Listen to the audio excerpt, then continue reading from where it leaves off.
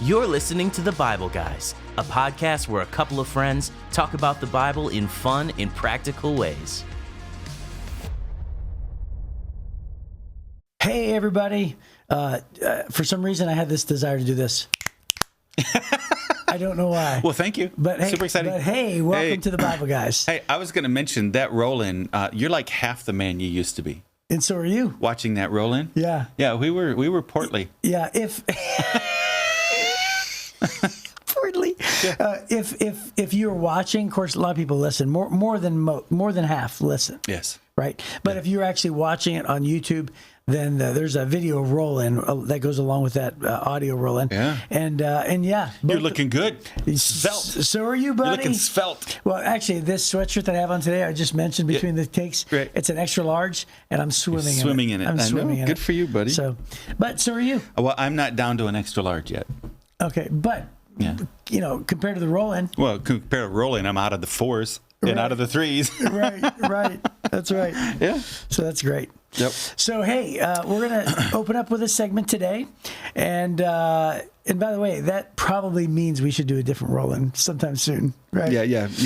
Well, let's bottom out and make sure we don't add it back. Otherwise, we just wasted time. Right.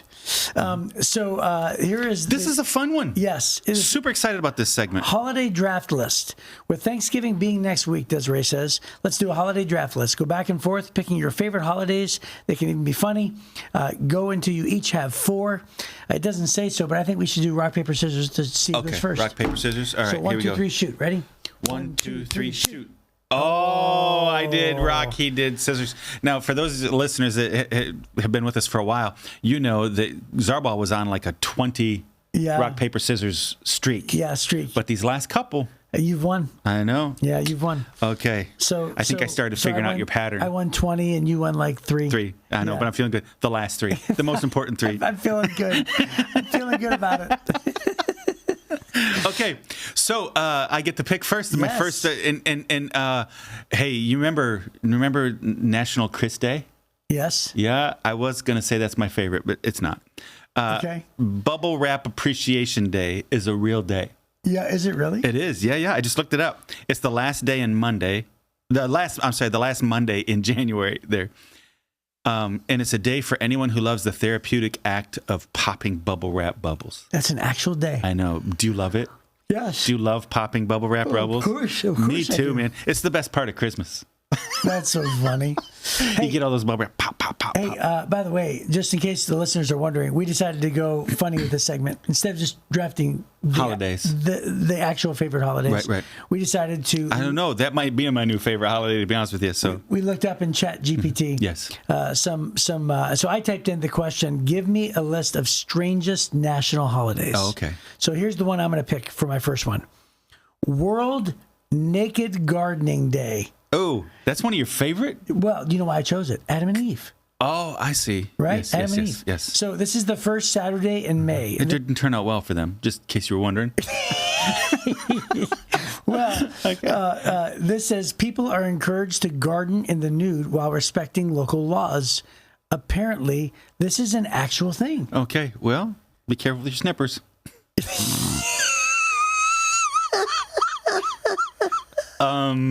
Good luck with that one. Let me just tell you. Good luck with that one. Here we go. So this is a real one, and I've celebrated this one before. As a matter of fact, we had a time in the office back when our office was smaller. We had fewer people in the office. Yes. And we celebrated this day, International Talk Like a Pirate Day. Wow. Have you ever celebrated that day? I've never. Yeah, it's September 19th every year. Wow. Is International Talk Like a Pirate. People around the world channel their inner pirate with R's and ahoy mateys. Wow. Yeah. And buried treasure and shiver me timbers. Yeah, absolutely. Wow. Yep. Okay, my second choice on my draft, Jeff, is January 16th. This is a national holiday, and it is, I think this actually is maybe my favorite holiday. Okay. Ready? Mm-hmm. It's called National Nothing Day. Yeah, I have that on my list too. A day where no holidays, celebration, or events are recognized, designed to be a day to do nothing. To do nothing. Which is my absolutely favorite thing to do. No? Nothing. Yes. Nothing. It's correct. I love doing nothing. Yeah. So I don't know that you should Say that to the person who advocates for your paycheck. Advocates for your paycheck. I love doing nothing. I love doing nothing. I do nothing. Nothing. I do nothing so much in the office. Yeah, this is a great one. I didn't know this was a deal. Yeah. But I think I'm going to take advantage of it. Yes. August 8th is National Sneak Some Zucchini Onto Your Neighbor's Porch Day. Are you kidding me? Yeah, it's a day for gardeners with an that can't be overabundance of true. zucchini to anonymously leave some for their neighbors. That can't be a day. I think it must be. No, I'm totally taking advantage of it. There's no way. I'm going to do it. If that's an actual day, then we need more days. Like, we need more days to fill the ridiculous things that deserve Okay. a day over that day. I have a better one next time. Okay. But that's a good one. Yes. Have you ever grown a garden with zucchini in it? No, not with zucchini. But Dude, yes, I've if you grown a grow garden. zucchini, Yes. you grew too many zucchinis is what happens. It just happens. And so you Right. got to get rid of them somehow. It's great. Let's have a day and give them to people who don't have gardens. Okay. It's a good idea. Here's my third choice. Okay. Is World UFO Day. That's July 2nd. Wow. A day to raise awareness of UFO sightings and extraterrestrial life. Wow. Do you remember a while back when the guys in the courtroom? When you got abducted, I thought we weren't talking about that anymore. No. No, go ahead. It was during I was going to make some jokes, but World Naked Gardening Day, wasn't Gardening Day, Yeah, right? yeah. That's the day I got abducted. Yeah, right. Do you remember a while back when the guy, one of the old government guys went on the, what was it, like 6 months ago? He went on the news and said that the reports were real, that the sightings were, right. There was no evidence, mind you. Right. He just said, made a declaration. he just made a declaration that they believed that UFOs were real. And remember, the world didn't care. Right. Yeah. Right, nobody Didn't even make the news. made a big deal. Hardly. Yeah. Yeah. And by the way, it's because, number one, nobody believes media anymore. Right. Nobody believes it. Right. So it's like they weren't real just because those two guys said they were real. But if Jake Paul went out on TikTok and said, I got abducted last night, half the world would believe it. Right. Right. That's what's ridiculous. That is ridiculous. That's crazy. Okay, here we go. This may be my favorite one, and I just found it on the list. The first Friday the 13th of the year is Blame Someone Else Day. Wow. It's a guilt-free day to pass the blame on to someone else. Is that amazing? I would love that. Yeah, the first.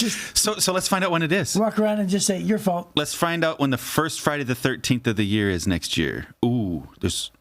Okay. I'll find it. All right. Well, while you're looking that up, Jeff, let me go ahead and do my last one. It's June of 2025, the first Friday the 13th. Okay. Just so you know, it's the first Friday the 13th in June. Blame Someone Else Day. Hey, by the way, if we forget to celebrate that, it's your fault. Okay, great. Very good. Thank you. Touche. Okay, my last pick Okay. is August 8th, apparently, is International Cat Day. A day to celebrate our feline friends, including a variety of events dedicated to cats. Wow. I like it.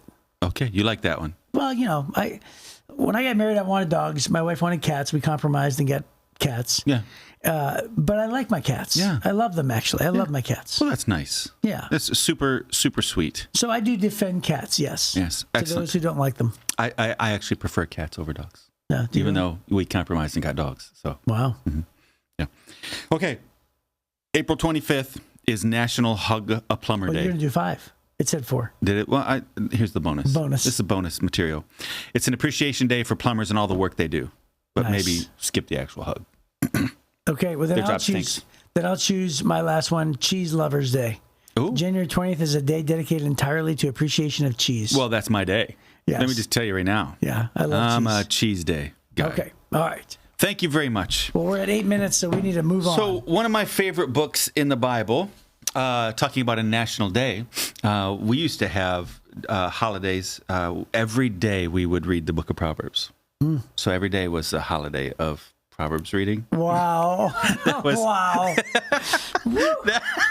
I thought mine was rough yesterday. Actually, yours was better than mine. That was rough. Yeah. Okay. So We're trying to find, silly segues into out of the game and into the reading. So Solomon wrote most of the book of Proverbs. As a matter of fact, it mentioned just a couple days ago in the reading that he wrote over 3,000 Proverbs. Yes. Many of them are included in the book of Proverbs, and then you also pick them up in Ecclesiastes and in Song of Solomon a little bit. But so Solomon wrote Proverbs chapter 1, and we're going to read. Are we reading the whole chapter or just some of it? Just 1 to 7. Okay, 1 wow. to 7.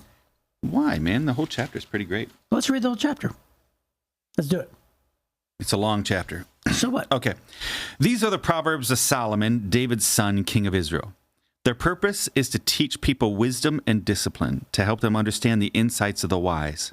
Their purpose is to teach people to live disciplined and successful lives, to help them do what is right, just, and fair. These proverbs will give insight to the simple, knowledge and discernment to the young. Let the wise men listen to these proverbs and become even wiser. Let those with understanding receive guidance by exploring the meaning in these proverbs and parables, the words of the wise and their riddles. Fear of the Lord is the foundation of true knowledge, but fools despise wisdom and discipline. I'm really glad that we decided to read the rest. My child, listen when your father corrects you. Don't neglect your mother's instruction. What you learn from them will crown you with grace and be a chain of honor around your neck. My child, if sinners entice you, turn your back on them. They may say, come and join us. Let's hide and kill someone just for fun. Let's ambush the innocent. Let's swallow them alive like the grave. Let's swallow them whole like those who go down into the pit of death. Think of the great things we'll get. We'll fill our houses with all the stuff we take. We'll throw our lot in with us. Come, throw your lot in with us, and we'll share all the loot. My child, don't go along with them. Stay far away from their paths. They rush to commit evil deeds. They hurry to commit murder. If a bird sees a trap being set, it knows to stay away. But these people set an ambush for themselves. They're trying to get themselves killed. Such is the fate of all who are greedy for money. It robs them of life. That's Solomon trying to talk his son into joining the gangs. Yeah, no right? kidding. Right? Wisdom shouts in the streets. She cries out in the public square. She calls to the crowds along the main street, to those gathered in front of the city gate. How long, you simpletons, will you insist on being simple-minded? How long will you mockers relish your mocking? How long will you fools hate knowledge? Come and listen to my counsel. I'll share my heart with you and make you wise. I called you so often, but you wouldn't come. I reached out to you, but you paid no attention. You ignored my advice and rejected the correction I offered. So I'll laugh when you're in trouble. I will mock when disaster overtakes you. When calamity overtakes you like a storm, when disaster engulfs you like a cyclone, and anguish and distress overwhelm you. When they cry for help, I will not answer. Though they anxiously search for me, they will not find me. For they hated knowledge and chose not to fear the Lord. They rejected my advice and paid no attention when I corrected them. Therefore they must eat the bitter fruit of living their own way, choking on their own schemes. For simpletons turn away from me to death. Fools are destroyed by their own complacency. But all who listen to me will live in peace, untroubled by fear of harm.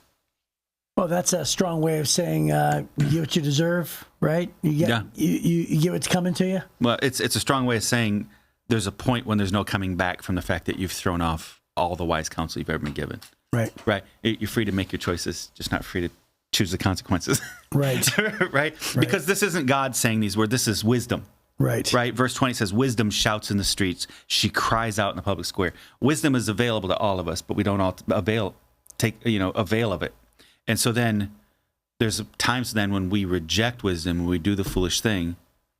Then when we're in the middle of the consequences of the foolish thing we're doing, we start crying out, oh, please help me, please help me. At that point, wisdom is too late. Wisdom can't do anything. Wisdom is always usually preventative. It's before the decision, right? It's not after. When you do the wrong thing and then go, oh, wish that turned out better. Yeah. Right? I should have done this. Yeah. You know what I should have done? Monday morning quarterback and that kind of a thing. Yep. Right. And I love how he refers wisdom to as a she. Yeah. She calls out into the streets. And Solomon does that. And I love it because he creates almost like a character of wisdom. Yes. Right. And refers to wisdom as something to be obtained and something to be followed and listened to. He makes wisdom to be a treasure.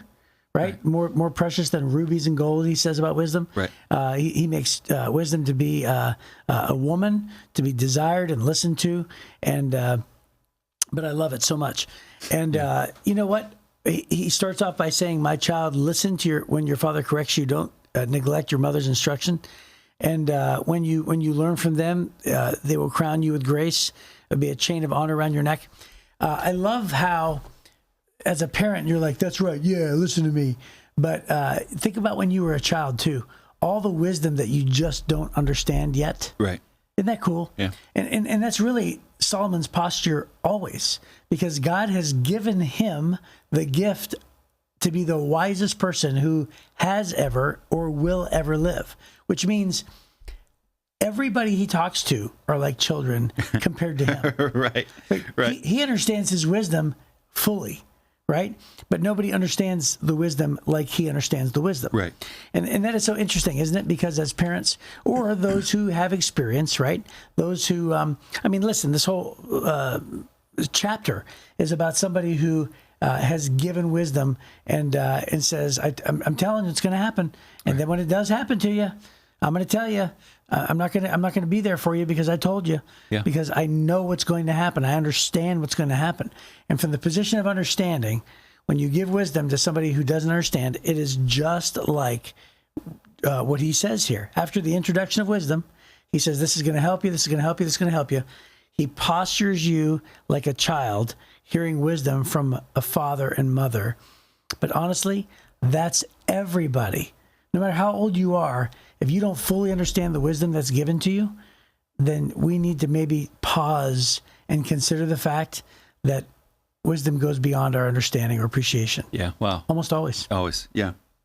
You know, this is the premise of this show is very much what I grew up on in the book of Proverbs, where we read book of Proverbs every night. Yep. So there's 31 chapters in the book of Proverbs. It's like a holiday every day. Yeah, every day.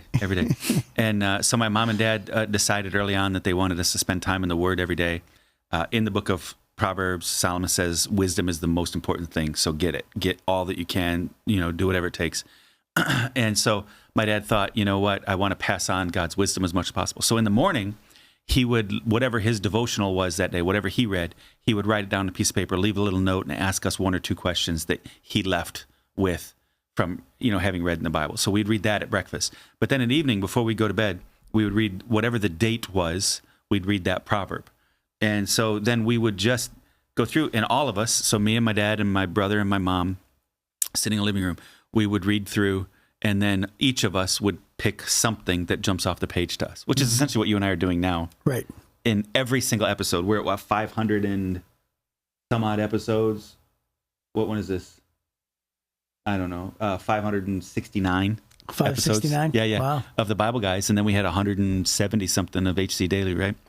And that's all this is. It really is, we're taking that principle that I grew up on, reading the book of Proverbs, looking for something, and saying, what on this page is speaking to me, and what do I think it means. And so when you have a good study Bible, that gives you more to dig into, and maybe you get a different insight. But the thing on this page that jumps off to me is Solomon says the purpose of these Proverbs, as he's writing to his son, right, is to teach people to live disciplined and successful lives. Yep. To help them do what is right, just, and fair. And these Proverbs will give insight to the simple, knowledge and discernment to the young. And so let the wise listen and become wiser. But then on the other end, he says, but fools despise wisdom and discipline. Right. And so what you see is this contrast all through the book of Proverbs of him saying, hey, if you're wise, pay attention to this. If you're a fool, you're going to despise it. And he draws a contrast between wise people. He always refers to godly people as wise people. And ungodly people choose to be fools.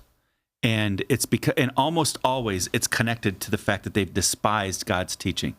They despise the wisdom and the discipline that comes with knowing more. And so, that's my desire. Man, I want to be successful. There aren't very many times in the Bible that God says, do this and you'll be successful. Right? He tells Joshua, if you keep walking in my ways and you pay attention to my laws and you honor me, then I'll make you successful. And then a couple of times with Solomon says, the whole purpose behind my Proverbs is to help you be successful. And the way that you're going to know that you're successful is that you're going to live a disciplined life. That discipline will lead to success. And the success is going to be measured by the fact that you do what is right, what is just, what is fair. Yeah. Right? Yeah, that's awesome. And that's the kind of person I want to be. Yeah. Right? And Yeah, so, for hey, sure. what better thing could you do but spend a little bit of time every day reading through, some of the best thoughts of the wisest person that's ever lived? Yeah, and so a couple of podcasts ago, it might have been the last podcast, I mentioned that I had met with somebody at a restaurant, and they were going through some hard times. And my first question for this person was, who are you surrounding yourself with? What kind of wisdom are you, hearing from people around you? I even talked to, his wife on the phone as well, and sort of asked her the same thing. Who do you have in your life that's, giving you advice? And do you have Christian influences, meaning, there's people who give advice that seems like worldly advice, but it's very different if the advice is based and rooted in the Word of God. That's right. Because in this case, it's a marriage, right? So it was marriage counseling I did. And, some advice could be, well, you just want to make sure that you're happy. Yeah. And by the way, that is advice, that's, there's nothing wrong with wanting to be happy, right? But to decide your course of action based on that is not good advice. Well, God says that the only way to truly be happy is to go His way. Right. Right. But what they're saying is do what makes you feel good. Right. They don't mean really find real happiness. What they mean is do what feels good to you. Mm-hmm. What feels good to you often is going to take you in the wrong path. Right. Yeah. And so, that's dangerous. Yeah. And so my question for this person was, I said, do you have, to the wife, I said, do you have godly wisdom? And she said, well, no, my counselor isn't a Christian counselor, that not a person of faith, but there are other people in my life who do speak into it, who are people of faith. I was like, well, lean into them. Yeah. Get your wisdom from godly people. Right. Yeah. I had a guy here recently that I had an opportunity to talk with, and he was asking me several questions. And just naturally, I would say, well, the Bible says this, or Jesus taught us this, or, God told us this in the Word. He goes, man, I'm asking for your opinion. What do you think? And I said, what do you mean? He said, well, what do you believe? I said, what I've told you. I believe what God says. I believe what Jesus said. I believe that. And I said, I'm not saying that I'm God. I'm not saying that, or that I'm as good as God. I am saying that I'm absolutely convinced that God's ways are better than my ways. And so when you're asking me hard questions of what should I do, I don't know that I can give you a better answer than what God says He'll bless. Right. So just do that. Just do that. And he looked at me like confused for a minute, and he goes, so you actually believe those words? I said, 100%. He goes, why? I said, because they're true in my life. And he went, okay. I said, I've spent my life in this book, and I've lived my life as best I'm not a perfect person, but as best as I can, I try to live these words. Solomon says, run away from these temptations. Get away from these kinds of situations. So I've tried to. Not that I think every single thing is a sin, but I try to stay away from a lot of those things as much as possible because I want to be as wise as, I don't want to be a simpleton. When he talks about a simpleton here, he's not talking about somebody with a mental deficiency. He's talking about people with character deficiencies, always, whenever he talks about that. I don't want to be that person. I want to live my life that says, God, I want to be as wise as possible. I don't always understand why you say those things, but I'm going to do it your way. And all I can tell you is, my life has been blessed beyond my own comprehension. I can tell you this, you know my story well. Mm-hmm. I often, when I drive home, my mom will make fun of me saying, I don't know how you've gotten where you're at. You can't get there from here, right? and it's true. What God has done in my life is beyond comprehension. It's because my parents poured wisdom into me, and then I just became convinced of the importance of living God's words. And so it's not a perfect life, but I can't think of a better life. And so, man, when your friends are asking you questions, it's why you need to know God's word. Unless you are the wisest person in the world, maybe your opinions aren't as significant as, I don't know, the wisest guy who ever lived. Right. Let's go and know what he says. Right. I mean, God gave it to us. Why don't we know it? Right. It's because we don't read it. And it's not hard. Dude, we just read these passages. It's not hard. It's not hard to understand. It's just our character sometimes is not at the level that we need in order to be able to lean into what God has to say. And so we're just going by the seat of our pants. And so much of your Facebook friends' opinions are just by the seat of their pants and all that kind of stuff. Man, I would rather go by the seat of Solomon's pants than my own. Right. Right? He forgot more wise stuff than I've ever learned. Oh, for certain. And so let's learn it. Yeah, that's great. All right. Well, hey, listen, that's about our time. So hopefully we'll see you tomorrow on the Bible Guys.